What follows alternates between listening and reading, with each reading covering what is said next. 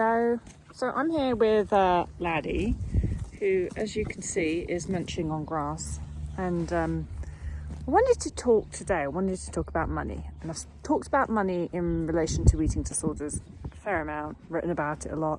But I thought I haven't touched on it in a while. So, just for a recap.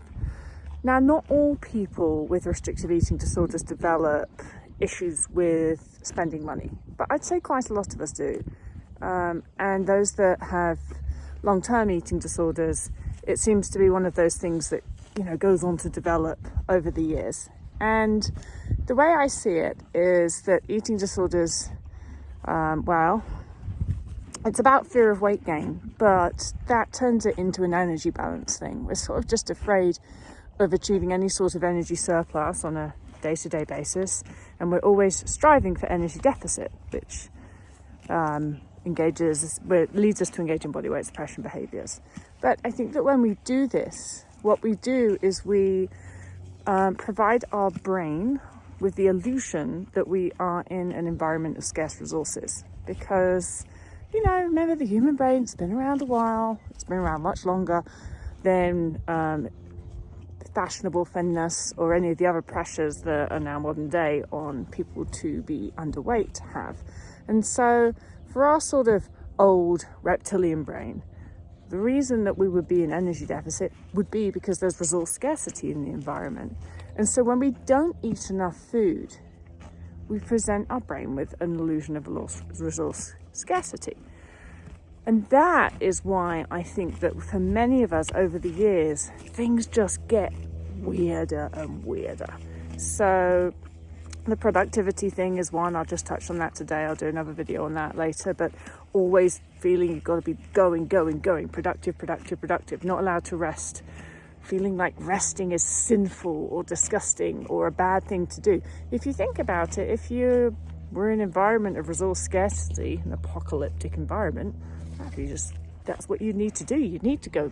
So I think that's the reason that the brain sort of goes there with a lot of people with eating disorders. But the money thing. So a lot of us, when we have a long-term eating disorder, start to act as if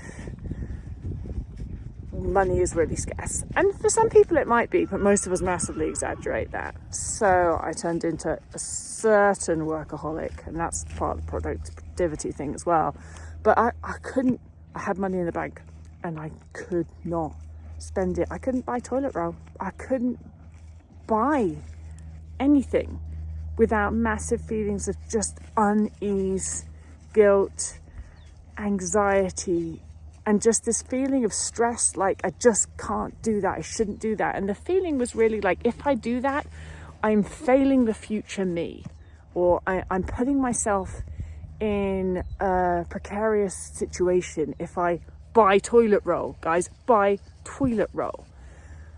Doesn't make sense, does it? No, it doesn't make sense. I had plenty of money in the bank. I could afford to buy toilet roll. But my brain was just like, don't fucking do it.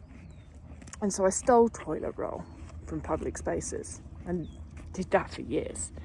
So that's just one example. Oddly enough for me, I found that I could spend money on bigger things, the things that I couldn't see and the things that weren't to do with day-to-day survival. So I really struggled to spend money on, toilet roll, essentials, things like that. Things that were just to do with day-to-day survival, things that were just for me living my life. Really struggled to spend money on that. Yet I'd no issues with buying my university tuition, things like that. Things that I sort of couldn't see and easier for me, but it's not the case for all, but that was just me personally. Anyway, so that's my thoughts on money, and I'd love to hear yours, so share them in the comments. Goodbye from me and from Mr. Laddie here.